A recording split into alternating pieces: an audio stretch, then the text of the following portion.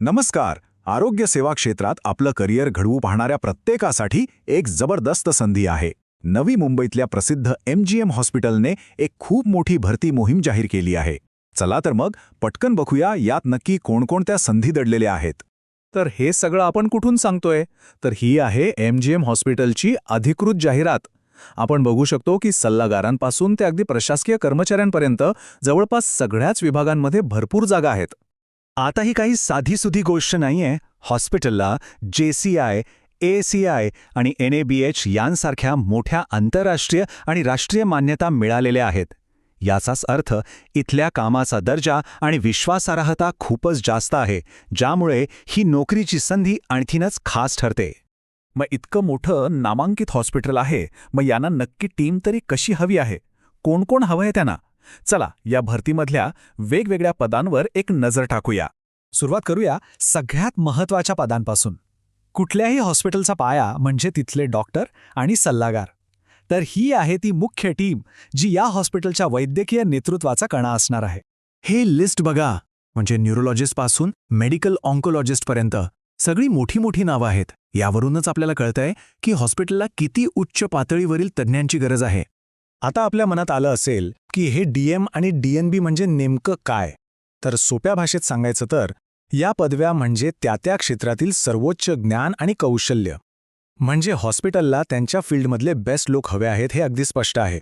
पण थांबा, यादी इथेच संपत नाहीये. स्पेशलिस्ट तर हवेच, पण त्यांच्यासोबत एक पूर्ण टीम लागते, बरोबर? म्हणूनच इंटेन्सिव्हिस्ट, पॅथॉलॉजिस्ट आणि ड्युटी मेडिकल ऑफिसरसारखी महत्त्वाची पदही भरली जात आहेत.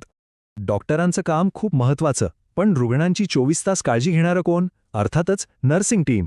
चला आता आपण त्या टीमबद्दल बोलूया जी खऱ्या अर्थाने हॉस्पिटलचा आत्मा असते. इथे एक गोष्ट लक्षात घेण्यासारखी आहे.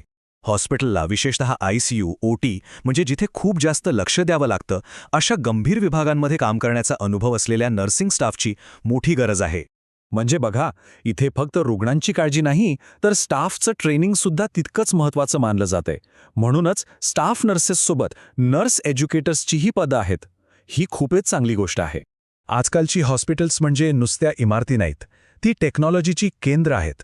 आणि ही टेक्नॉलॉजी चालवण्यासाठी जे लागतात त्या टीम्सबद्दल आता बोलूया.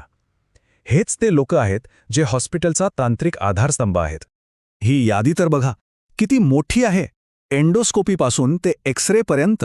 आणि नुसते टेक्निशियन नाहीत, तर क्लिनिकल फार्मासिस्ट सुद्धा हवे आहेत. याचा अर्थ प्रत्येक छोट्या मोठ्या तांत्रिक गरजेसाठी इथे एक तज्ज्ञ व्यक्ती असणार आहे. आणि या सगळ्या उपकरणांची, मशिनरीची देखभाल करण्यासाठी इंजिनियर्स तर हवेतच. बायोमेडिकल, मेकॅनिकल आणि इलेक्ट्रिकल ही तिन्ही पदं हॉस्पिटल सुरळीत चालण्यासाठी खूपच महत्त्वाची आहेत. चला, आता मेडिकल आणि टेक्निकल टीम झाली, पण या सगळ्यांना एकत्र बांधून ठेवणारं, सगळा कारभार सुरळीत चालवणारं एक केंद्र असतं, आणि ते म्हणजे ॲडमिनिस्ट्रेशन, म्हणजेच प्रशासकीय टीम. या पदांवर नजर टाकली की लक्षात येतं की इथे समन्वय म्हणजेच कोऑर्डिनेशनला किती महत्त्व दिलं आहे.